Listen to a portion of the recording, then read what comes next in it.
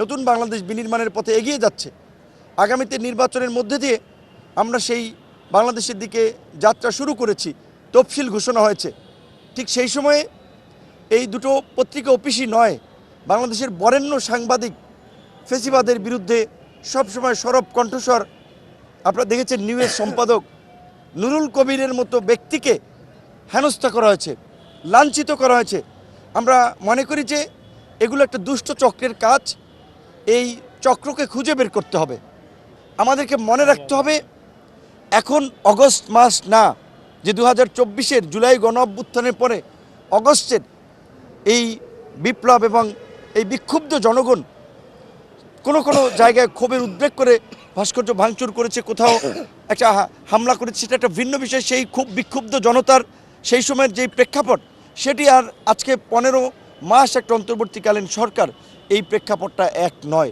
কাজেই যারা এগুলোকে কাজে লাগিয়ে ফায়দা হাসিল করতে চায় তাদের বিরুদ্ধে আমাদেরকে সতর্ক থাকতে হবে, সচেতন থাকতে হবে। কোনোভাবেই এই যে নির্বাচনের ট্রেন বা নির্বাচনের যাত্রায় যে বাংলাদেশ চলছে, সেই যাত্রা যেন ব্যাহত এবং বিঘ্নিত না হয়। নির্বাচন না হলে, নির্বাচিত সরকার না হলে দেশে স্থিতিশীলতা আসবে না। দেশের আমরা যে একটা নিরাপদ রাষ্ট্র হিসেবে বাংলাদেশকে গড়ে তুলতে চাই, সেটি সম্ভব হবে না। ইতিমধ্যে ওসমান হাদির মৃত্যু, বিভিন্ন জায়গায় আরও দেখেছেন যে নাশকতার ফলে জনমনে একটা আতঙ্ক তৈরি হয়েছে। সেখানে প্রকাশ্য দিবালোকে যদি এই ধরনের মব কার্যক্রম চলে, অগ্নিসংযোগ চলে, তাহলে সেটা দেশ সম্পর্কে একটা ভয়াবহ নেগেটিভ বার্তা দেয়। আমরা মনে করি যে গণমাধ্যমের উপরে এই আক্রমণ দেশের গণতন্ত্রের জন্য অশনি সংকেত, দেশের আইন শৃঙ্খলা পরিস্থিতির দুর্বল অবস্থার বহিঃপ্রকাশ।